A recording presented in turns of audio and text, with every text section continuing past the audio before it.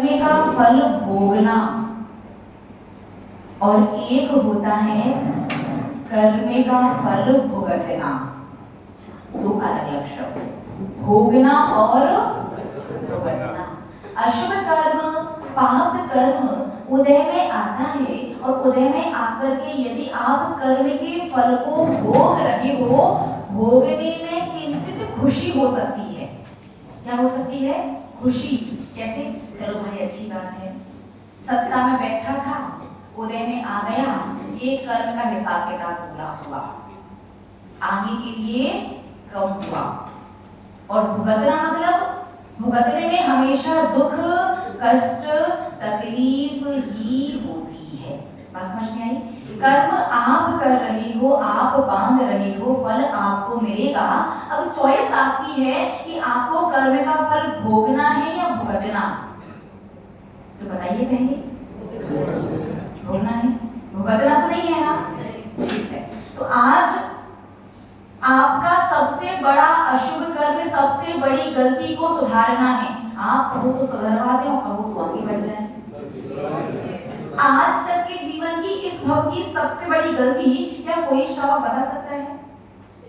देखिए, आप ग्रस्त में हैं, संसारी हैं, निरंतर आपसे पाप हो ही रहा है, निरंतर आप गलतियां कर रहे हैं, गलत कार्य, अशुभ कार्य, पाप के द्वारा आप पाप कर्म का ही बंद कर रहे हैं। लेकिन वो पाप का फल आपको भोगने वाले कैटेगरी का मिले या भुगतने वाले का मिले, इसकी चॉइस आपकी है।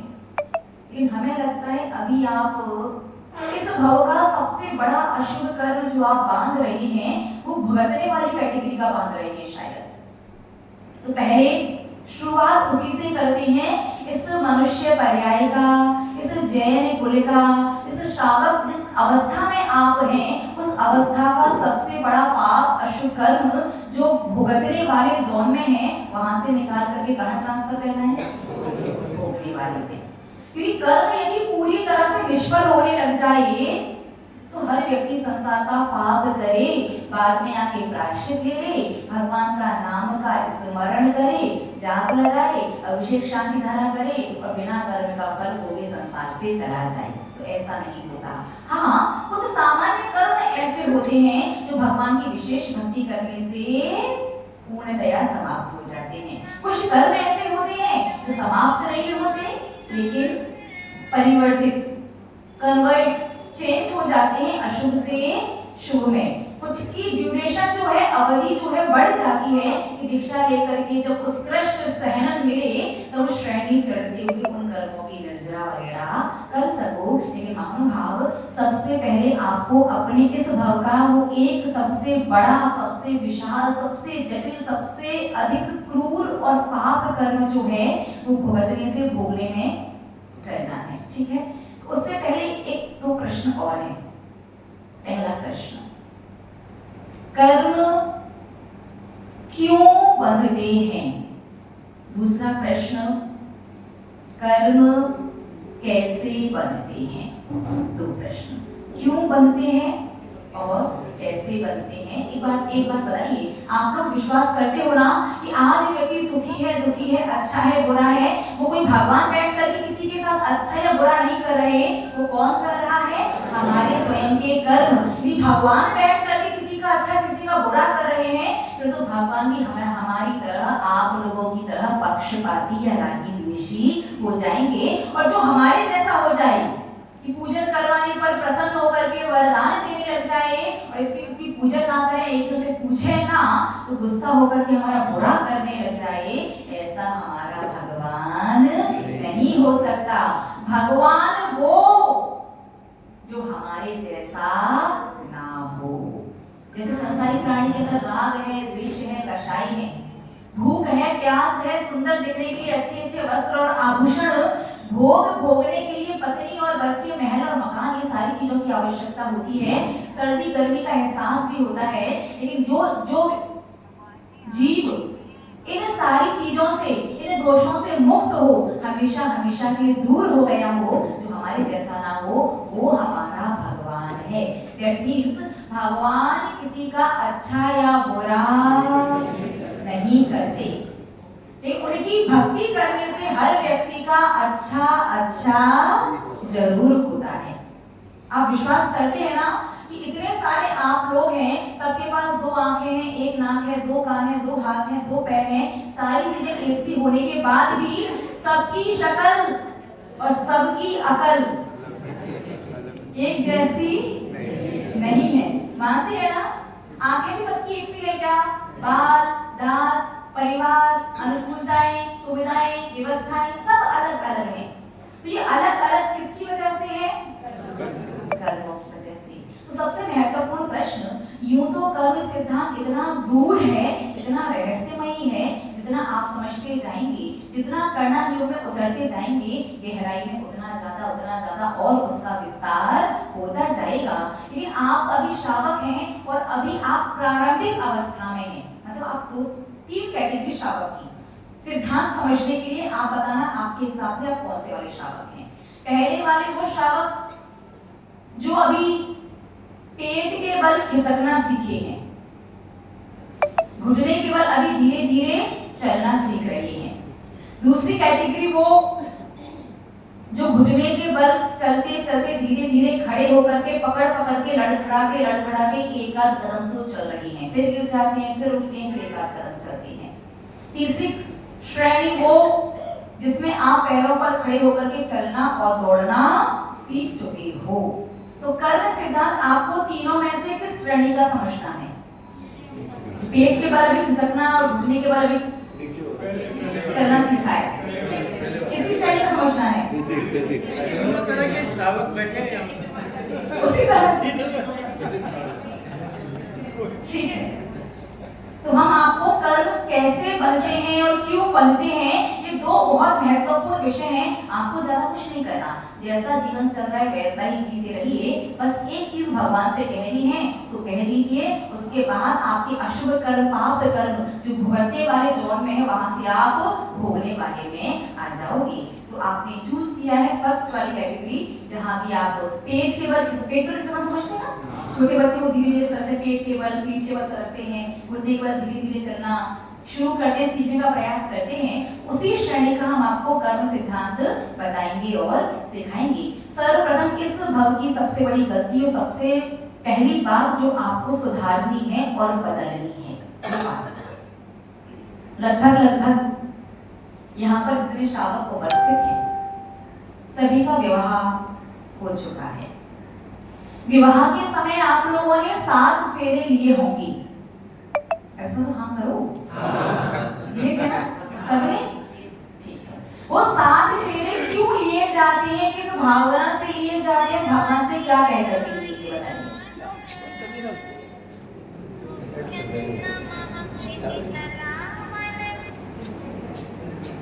वो 7 फेरे क्यों लिए जाते हैं, किस भावना से लिए जाते हैं और भगवान से क्या कह करके लिए जाते हैं। कि 7 फेरे वही, यदि जो भावना भाई जाती है, कहा जाता है वो भावना आपने नहीं भाई, वो भगवान से नहीं कहा, तो गृहस्थी में रहते हुए अपार अशुभ कर्म का बंद करोगे और इस अशुभ कर्म का फल आपको भुगतना पड़ेगा।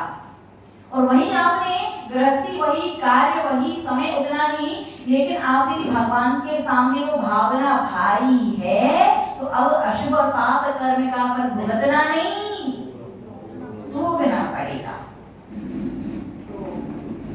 तो लगभग सभी ने ले लिए हैं। तो क्यों लिए 7 फेरे? कैसी बात करनी है? पंडित जी थे, उन्होंने कहा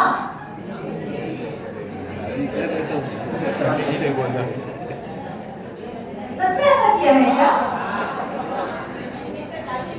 पंडित जी ने कहा लगानी है तो अब लगा लिए, और बाद में लॉजिक अपने अपने हिसाब से बना लिए कि 7 वचन दिए हैं, 7 प्रकार से सुरक्षा करनी है, सम्मान का ध्यान रखना, वो सारी बातें अपने मन से तैयार कर ली।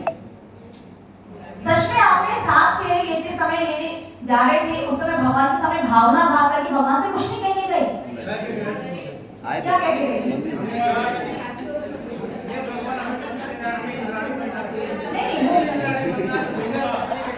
नहीं वो भावना नहीं है, 7 फेरे वाला लॉजिक।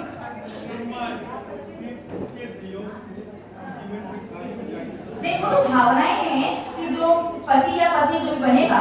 घर पति या घर पत्नी बने, संसार में तो सहयोगी बनेगा ही बनेगा, साथ में आपका धर्म पुरुषार्थ जो है उसे मोक्ष पुरुषार्थ तक ले जा करके जीवन को सफल बनाए। वो तो शादी वाला है, शादी करने का लॉजिक कि भैया ब्रह्मचर्य व्रत का पालन नहीं कर सकते, साधु बनने की योग्यता पात्रता लग नहीं रही है, जीवन यापन त्यागी व्रती बन करके कर नहीं सकते हैं, तो कम से कम गलत और व्यभिचार करने से बेहतर है कि विवाह कर लिया जाए। वो तो अलग बात है, बट सांस फेरे का लॉजिक मतलब आप तो डेंजर जोन में हो, भुगतरी वाले में है ना, डेंजर रेड जोन से येलो में तो कम से कम आ जाओ। तो चलिएगा आज ध्यान से समझिएगा 7 फेरों का लॉजिक। और आज आपको ये, क्योंकि अब उस समय जो कर लिया सो कर लिया, तो चलेगा ले आए और गृहस्थी आज तक चल रही है, लेकिन आज भगवान से कह करके ही जाना, बोल करके ही जाना, बिना बोले बिना कहे चले मत जाना। चले गए तो कब वो डेंजर जोन एक्टिवेट हो जाए और कर्म का फल भुगतना पड़े। तो भुगतरी से किसमें करना है? कर्म। तो 7 फेरों का लॉजिक, जैन धर्म, जैन दर्शन, जैन आगम, जैन शास्त्र के अनुसार विवाह के समय जो 7 फेरे लिए जाते हैं वो कोई एक सामान्य सी रूढ़ी या परंपरा नहीं है, उसके पीछे बहुत बड़ा वैज्ञानिक कारण है जैन धर्म का। 7 फेरे विवाह के समय सप्त परम स्थान की प्राप्ति के लिए जाते हैं। किसके लिए? सप्त परम स्थान। परम स्थान कितने होते हैं? 7। जब विवाह के लिए कोई जाता है, कोई लड़का या कोई लड़की, तो विवाह मंडप में पहुंचने से पहले भगवान के दर्शन करने मंदिर आते हैं, ये तो याद होगा। जब दर्शन करने आते हैं तब हाथ में द्रव्य और श्रीफल लेकर के भगवान के सामने भावना खाते हैं कि भगवान, मैं अपने आप को साधु बनने के योग्य अभी नहीं समझता, मुझे नहीं लगता कि मेरे अंदर इतनी दृढ़ता, शक्ति या सामर्थ्य है कि मैं जिन दीक्षा लेकर के अपना कल्याण कर सकूं या जीवन पर्यंत का ब्रह्मचर्य व्रत का पालन कर सकूं। इसलिए मैं आपके ही संकेत अनुसार गृहस्थ जीवन में प्रवेश करने जा रहा हूं।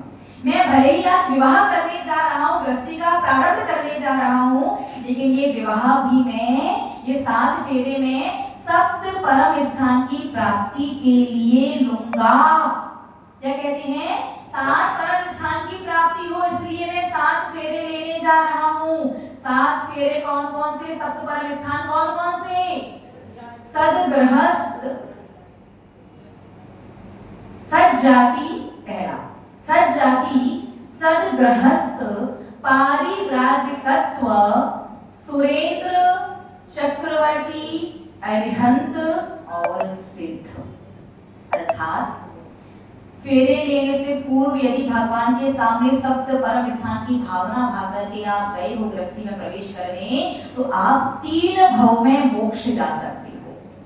गृहस्थी में रहते, इस भव में गृहस्थी में हो, बाद में आने वाले समय में इस भव में गृहस्थी में रहो, धर्म ध्यान करो, बढ़िया संयम का पालन करो, अंत में अच्छा सुमरण करके उत्तम देव पर्याय प्राप्त करो, वहां से आकर के चौथे काल में पुरुष पर्याय प्राप्त करके जिन दीक्षा लेकर के आप मोक्ष जा सकते। इतना बड़ा लाभ कौन से है? 7 परम स्थान, सज्जाति, सदगृहस्थ, पारिव्राजिकत्व, सुरेंद्र, चक्रवर्ती, अरिहंत और सिद्ध। अब देखो बड़े कमाल की बात, अद्भुत बात जैन दर्शन की। लेने तो 7 फेरे जा रहे हो, गृहस्थी में आपको पता है कितना आरंभ सारंभ कितना पाप होता है, सब लोग अच्छे से परिचित हैं।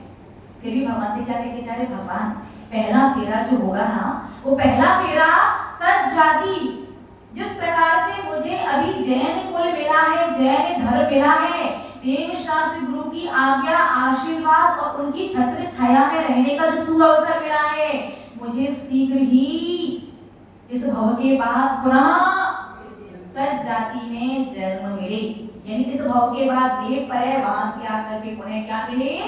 जैन कुल मिले। पहले फेरा। दूसरा फेरा सदगृहस्थ। भगवान सत्य सामर्थ्य की कमी है, इसलिए गृहस्थ जीवन में प्रवेश कर रहा हूँ, लेकिन आप आशीर्वाद बनाए रखिए कि गृहस्थी में रहते हुए भी अपना गृहस्थ धर्म न्याय नीति से पालन करूं, अन्याय अनीति से पाल करके दुर्गति का पात्र ना बनूं, गृहस्थी में रहूं, ग्रस्त धर्म भी पालूं और जिन धर्म भी ना छोड़ूं। दूसरा क्या, इसलिए संसार भी पले और धर्म भी अंतिम श्वास तक चले, सदगृहस्थ। तीसरा फेरा पारिव्राजिकत्व, अर्थात आज तो शक्ति सामर्थ्य नहीं है ऐसा लग रहा है, इसलिए मैं गृहस्थ जीवन में बंधने जा रहा हूँ, लेकिन भगवान प्रार्थना है आपसे, तीसरा फेरा इसीलिए ले रहा हूँ कि जब जीवन की अंतिम श्वास लेके संसार से जाऊं तो जिन्हें दीक्षा लेकर के जाऊं। महानुभाव ध्यान दीजिए, ये जो जीवन है, इस जीवन का अंत कैसा होगा, अंत में क्या होगा, कुछ पता है क्या आपको? कुछ नहीं जानते। दीक्षा ले भी पाओगे या नहीं, नवोकार सुन भी पाओगे या नहीं, कैसे जाओगे ये समय कुछ नहीं पता। लेकिन तीसरा फेरा लेने से पहले मंदिर में तो 7 परम स्थान की भावना भा करके जाते हैं ना, तो तीसरे फेरे का मतलब है आपने जो पारिव्राजिकत्व की भावना भाई, दीक्षा होगी या नहीं होगी, अंत में क्या होगा कैसा होगा वो तो अंत समय पता चलेगा, लेकिन उसी समय से करने जा रहे हो विवाह, करने जा रहे हो गृहस्थी का प्रारंभ, लेकिन तीसरे फेरे में पारिव्राजिकत्व पद की भावना भाने मात्र से एक दीक्षार्थी, दीक्षार्थी समझते हैं, दीक्षार्थी कौन होता है, जिसकी दीक्षा की तिथि निश्चित हो गई। भैया अब इस मुहूर्त में आप मोक्ष मार्ग पर दीक्षित कमंडल लेकर के आगे बढ़ोगे, तो दीक्षा की तिथि निश्चित होने पर एक मोक्ष मार्गी बन जाता है दीक्षार्थी। एक दीक्षार्थी के जीवन में दीक्षा की तिथि निश्चित होने के बाद जो पुण्य आता है, समझ में आ रहा है, वही पुण्य तीसरे फेरे में पारिव्राजिकत्व पद की भावना भाने से एक दीक्षार्थी के सत्ता में आने वाला पुण्य आपके पास आने लग जाता है, और यही वो पुण्य है जो आपको भुगतने वाले जोन से निकाल करके, बोलिए ना, भोगने वाले जोन में लेकर के आता है। ठीक है, तीसरा पद पारिव्राजिकत्व, भगवान गृहस्थी का प्रारंभ करने जा रहा हूँ, लेकिन मैं जब भी संसार से जाऊं तो दीक्षा लेकर के विछि कमंडल लेकर के जाऊं, एक दीक्षार्थी वाला पुण्य आपकी सत्ता में आना शुरू हो जाता है। चौथा सुरेंद्र, तो गृहस्थी करने जा रहा हूं, लेकिन भगवान संसार से जाऊं मरण हो तो उसके बाद ऐसा वैसा कोई सामान्य इंद्र नहीं, सुरेंद्र, बड़ा और विशेष इंद्र का पद मुझे प्राप्त हो। बताओ, छोटी मोटी बात में तो बात चली नहीं, सीधी बड़ी विशेष सामान्य इंद्र नहीं, सारे इंद्रों का कौन बनूं, राजा बनूं, सुरेंद्र पद मिले, और वहां से आऊं तो एक तो ये हो गया, दूसरा सुरेंद्र का हो गया, तीसरा वहां से आऊं, पांचवा फेरा चक्रवर्ती। यूं ही कोई सामान्य मनुष्य या सामान्य सेठ है, सामान्य राजा, विशेष राजा भी नहीं, कैसा राजा, चक्रवर्ती, मध्य लोक का सबसे पैसे वाला व्यक्ति, मनुष्य लोक का सबसे पैसा वाला व्यक्ति कौन होता है, एक चक्रवर्ती। चक्रवर्ती पूरे 6 खंड का स्वामी होता है, उससे ज्यादा संपत्ति मनुष्य के पास नहीं होती। चक्रवर्ती के पास सोने की थालियां कितनी होती है, कितनी करोड़, 1 करोड़, कहीं कहीं 3 करोड़ का प्रमाण मिलता है।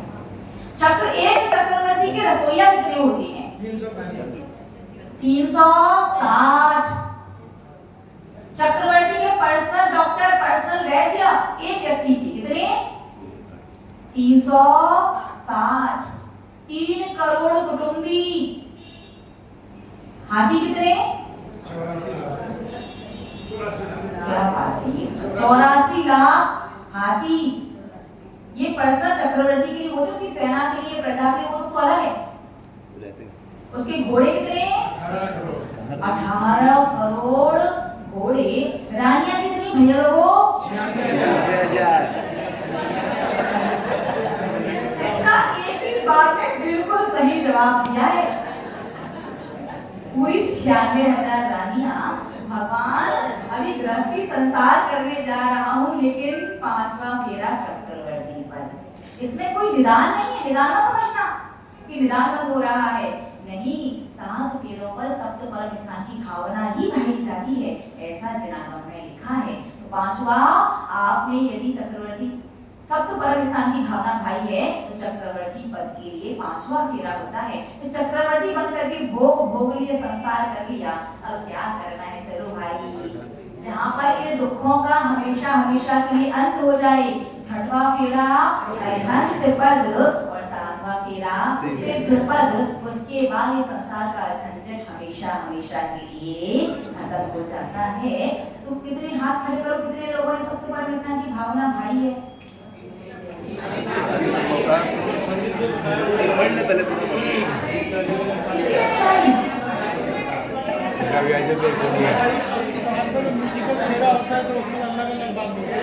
आजकल तो सिस्टम बना दिया गया है, पंडित जी जो आते हैं वो फेरों से पहले बताते हैं कि भगवान के सामने सप्त परम स्थान की भावना भावो कि मैंने 7 फेरे जो ले रहा हूँ, गृहस्थ जीवन शुरुआत में कर रहा हूँ सप्त परम स्थान की प्राप्ति के लिए, ताकि डेंजर जोन से हमेशा सुरक्षित रहो। कोई बात नहीं, आज तक भाई नहीं है, तो अब भाना है कि नहीं भाना? बोलिए ना, भाने का मतलब फिर से फेरे लेके जाना, ऐसा नहीं है। सामूहिक देखो 25-50 की हम तो मुद्रा नहीं करते, वापस सांसारिक है, एक ही बार का किया हुआ तो कर्म काट नहीं पा रहे, 2-3 बार ये फैशन चल चुका, वो अलग है। अब बताइए, आपको भोगने वाले जॉन में नहीं रहना है, फिर भोगने वाले में आना है। भोगने वाले में आना है, are you sure about it?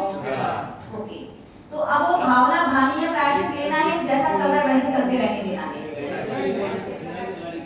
सब लोग एक साथ बताइए, प्रायश्चित लेना है, भावना भानी है, तो अपने अपने आप भान लोगे। हम आज कैसे भाना है आपको करवा दें, आप अपने आप ही कर पाओगे? नहीं, करवा देंगे तो हो जाएगा, अपनी आप कोई नहीं करेगा। ये बढ़िया है, पूछो भी आप, बताओ भी आप, समझाओ भी आप, दो भी आप और करवाओ भी आप, और करेगा कौन? हम लोग। तो आज तो आप लोग खाली हाथ होंगे। लगे हैं, ले लो भाई, एक दूसरे से लगे। अपने घर से लेके दिए हैं ये सब लोग, सब लोग घर से आए हैं।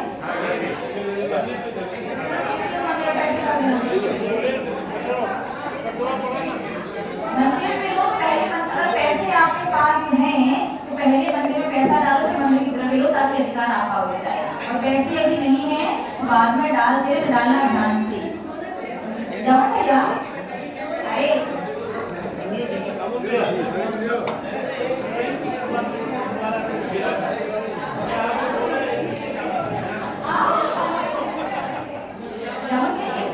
मंदिर के अकाउंट का क्यूआर कोड रखो, आज क्यूआर कोड रखो तो लोग उसको स्कैन करके पैसे ट्रांसफर करेंगे, कैश नहीं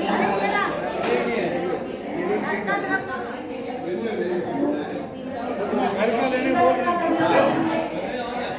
या फिर ऐसा कर संगीत का वेट कर रहे हैं, पैसा डाल देंगे, आज करवा देंगे, पैसा डाल देंगे। आप पैसे जो बोले वो रिपीट करना है। हे इंद्रदेव, हे भगवान,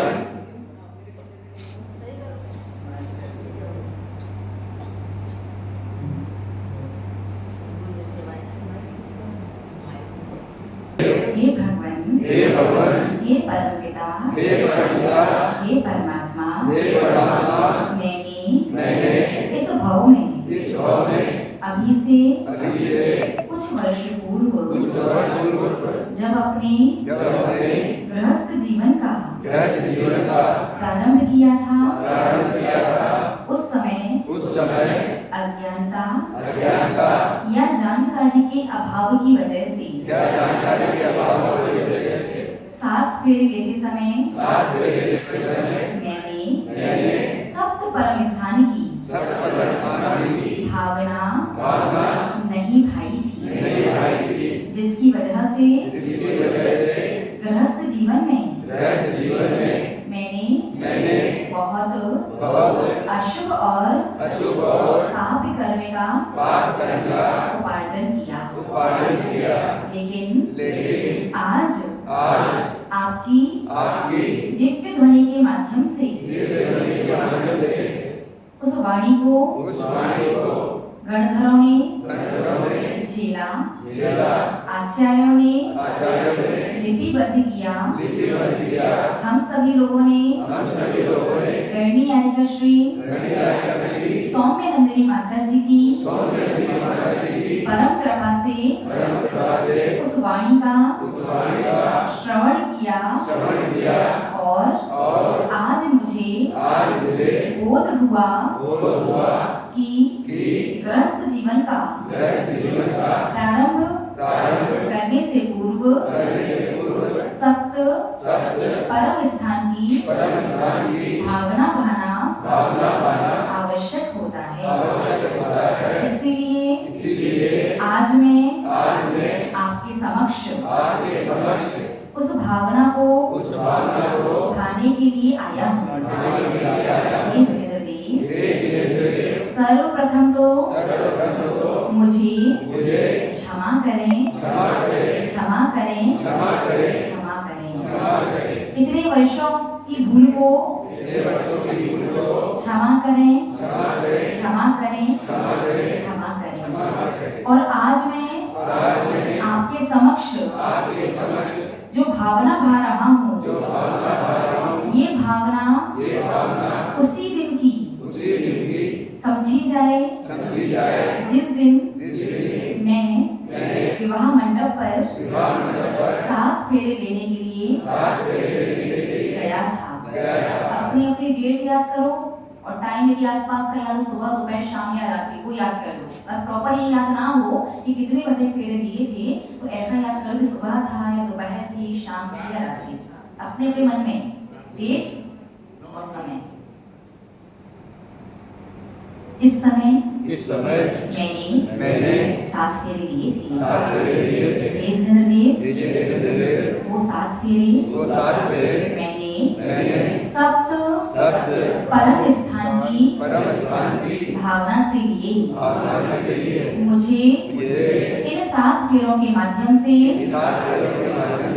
सज्जाति, सदगृहस्थ, पारिव्राजकत्व, सुरेंद्र, चक्रवर्ती, अरिहंत, सिद्ध, इन सप्त परम स्थान की प्राप्ति होवे।